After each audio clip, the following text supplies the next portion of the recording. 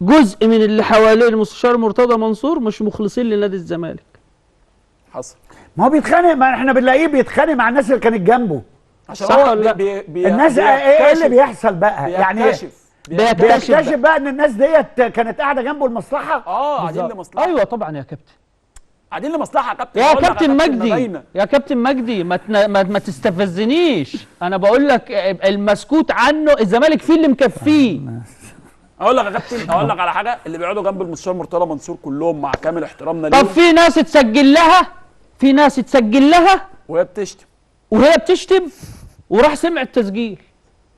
طب ده انت يعني المفروض دراع اليمين مثلا. انا سمعت ان طارق يحيى لا غير التسجيل بتاع طارق يحيى، في ناس يعني في ناس انا ما سمعتوش في الحقيقه، يعني ما بحبش. فانت ازاي الكلام ده ما بحبش اسمعه يا كابتن مجدي يعني. لكن بيقولوا طارق يحيى عمل ومشي طارق يحيى من القطاع. ما فيش الاخلاص، دايما الاخلاص في العمل بيؤدي لنجاح. ده موجود في الاهلي بقى. هادي ده بقى اللي بنقوله يا كابتن، الكيان ده بقى موجود في الاهلي. في الاهلي يا كابتن.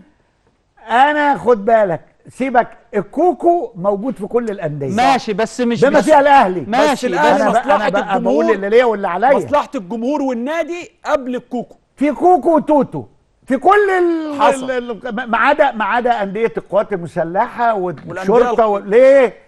والانديه الخاصه ممكن، لا الانديه الخاصه برضه فيها بس بتاعتهم برضه مال خاصه. بياخدوه، احنا مالناش دعوه بيهم. ايوه برافو عليك، مالناش دعوه. يا رب ياخدوا، يا رب ياخدوا الكوكو كله. ماليش دعوه. فلوس بيراميدز دي من بره. يا رب يعملوا اللي هم عايزينه. الدوله احنا لا دافعين فلوس ولا عايزين فلوس، والدوله مش دافعه جنيه من جيبها. احنا بنحاسب مال دوله. فاركو دي ياخدوا الكوكو اللي هم عايزينه. احنا امبي دي بتاعتنا. سيراميكا كليوباترا نفس سيراميكا يا رب ياخدوا السيراميك كله. احنا ما عندناش مشكله، احنا بنتكلم على اللي يخصنا. في الاهلي فوق الجميع فعلا.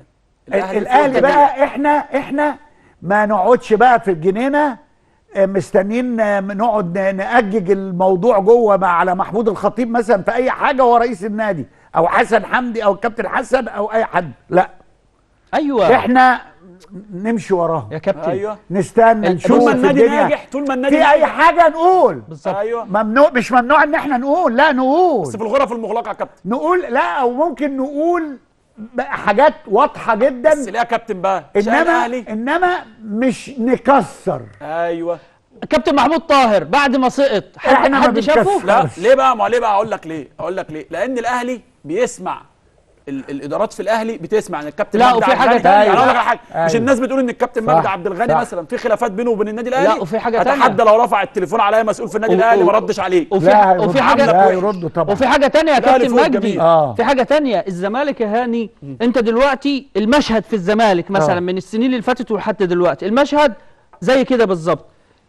المستشار مرتضى يقع ولا يستمر؟ محدش بيتكلم على الزمالك. ايوه صح، بيتكلم على شخص. محدش بيتكلم على الزمالك. ما ده برضه يا استاذ محمد هياخدنا لقضيه كبيره جدا بتاعه تفريغ نادي الزمالك من الكوادر. ايوه، مين نجوم الزمالك التاريخيين اللي لعبوا كوره؟ يعني فين عبد الحليم علي من نادي الزمالك، هداف الزمالك التاريخي؟ يا عم هيجي يدير، هيبقى عضو مجلس اداره، هيجي يدير في فريق كوره. طب ليه ما يبقاش فيه يعني لجنه؟ فين اللجنه اللي فيها ميدو؟ يعني حد ينكر ان ميدو ده محتاج فلوس يا كابتن؟ لجنه مثلا يبقى فيه ميدو ده محتاج فلوس. يبقى فيه ايمن يونس، لا مفيش. يبقى فيه حازم امام. ما ميدو صاحب حازم امام. في نقطه بقى، في نقطه يتكاتفوا. ميدو ده محتاج فلوس؟ لا. محتاج شهره؟ لا. يبقى ده راجل بيخدم نادي الزمالك بجد. وحازم نفس القصه. وحازم نفس القصه. كل الناس دي معاه كل حاجه. الشغل المؤسسي يا كابتن هو اللي بينجح. تعالى دلوقتي اضرب لك مثلا دلوقتي حضرتك صاحب محمود الخطيب ماشي، واتصلت بيه مثلا عايز تسأل على حاجه في الاعلام، هيقول لك والله يا كابتن مجدي روح لمسؤول الاعلام. تمام، شغل مؤسسي. شغل مؤسسي، واخد لي بالك؟ ما ينفعش نادي بحجم نادي الزمالك يقوم على فرض. ما ينفعش. انا اكد على دي كنت بتواصل مع احد اعضاء مجلس اداره النادي الاهلي من خلال 3 ايام كده او 4 ايام، وعلاقتي بيه طيبه جدا جدا جدا. وقلت له عايزين بس ندردش كده ونعمل حوار. قال لي ارجع لاداره الاعلام عشان يشوفوا الاسئله ويشوفوا ايه اللي مسموح لي. والله انا ما اعرف اللي قاله هاني ده بالصدفه. والله ما اعرف اللي قاله هاني ده. طيبه جدا جدا جدا. في اي وقت بكلمه في اي حاجه العلاقه يعني فريندلي زي ما بنقول. والله العظيم قال لي ارجع لاداره الاعلام عشان يشوفوا الاسئله ويشوف ايه اللي ينفع نتكلم فيه وايه اللي مش هينفع نتكلم بص فيه بقى. مع انه واحد من اقدم الاعضاء داخل النادي الاهلي ويقدر يعمل اي حاجه ومحدش هيحاسبه، محدش يحاسبه. بس هو احترم المؤسسه واحترم هتلاقيه النظام. العمري فاروق اكيد. هو بدون ذكر أسماء يعني هو القصه في ايه يا كابتن؟ القصه في ان انت بتتعامل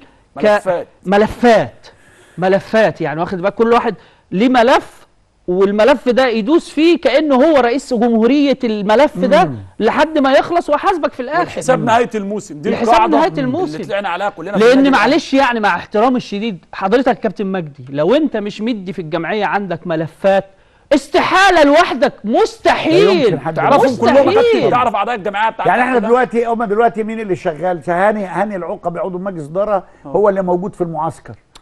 جمال دياب برضه عضو مجلس اداره موجود في المعسكر. هل تعرف انت اصلا في اتنين بيتابعوا المعسكر اهو؟ انا مش عارف اللعيبه كلها؟ ما انت عمرك ما هتعرف اللعيبه كلها، لا. وعمرك ما هتحفظ اسماء اللعيبه كلها ولا الداتا بتاعتهم. لو اشتغلت لوحدك لازم حاجه تقع منك وانت ماشي في السكه. في شغل الصحافه عندنا مثلا رئيس تحرير الهيد، مدير التحرير، رؤساء الاقسام، هل رئيس التحرير هيبقى شايف الاخبار لا هو بيختار ده رئيس قسم وده رئيس قسم بيثق فيه، لما بيجي يحاسب بيحاسبه هو، يقول له الخبر ده وقع منك، انا ماليش دعوه بالمحررين، انت اللي مسؤول قدامي. على فكره انا اتعلمت ده من ايه؟ من ايام الدكتور كمال درويش لما كنا في نادي الزمالك، كان بيدي يا هاني برضه يدي كل واحد الملف بتاعه، واخد لي بالك، ويجي في اخر الموسم يحاسبك. كان معاه ناس برضه يا استاذ محمد عشان ما نظلمش الناس، كان معاه ناس بتطالب بحقوقها. انا مش هديك حاجه وانت قاعد فاضي. انت مش قاعد جنبي كده، انت دلوقتي لو قعدت جنبي ساكت انا هتكلم الحلقه كلها لوحدي. يعني انت مش هقول لك اتكلم يا استاذ محمد. ايوه صح. انا صح. دي انت لازم انت يعني مثلا على سبيل المثال انا اشتغلت في فتره كابتن حسين لبيب، وقبلها كابتن اللواء عماد عبد العزيز، يعني كابتن حسين لبيب قعدوا 6 شهور. انا كنت اشوف قدامي والله اقسم لك بالله، في مره كنا عايزين نصور، نبعت مصور اسكندريه الفتره اللي كانوا عاملين فيها معسكر في اسكندريه. تخيل كابتن حسين لبيب رئيس النادي دخلت له انا وعمرو الدردير، يا كابتن حسين عايزين نبعت مصور في المعسكر. قال لي ارجعوا كابتن حسين السيد، مدير الكوره ساعتها، لا مشرف على الفريق، مشرف على الفريق. يا كابتن حسين، قال ارجعوا لكابتن حسين السيد اللي يقول عليه ملفه. كان الدكتور حسام مندوه ماسك ملف العضويات، هاني بيرزي ملف تنميه الموارد، مش عارف مين ملف ايه. لذلك تلاقيهم اشتغلوا فتره 6 شهور كانت مضغوطه والى اخره، بس ادت نتائج في الاخر رغم ان هي فتره صغيره. خدوا الدوري ساعتها، خدوا الدوري وحوالي حافظوا على الفرقه وهي ماشيه. جددوا لزيزو وجددوا للونش.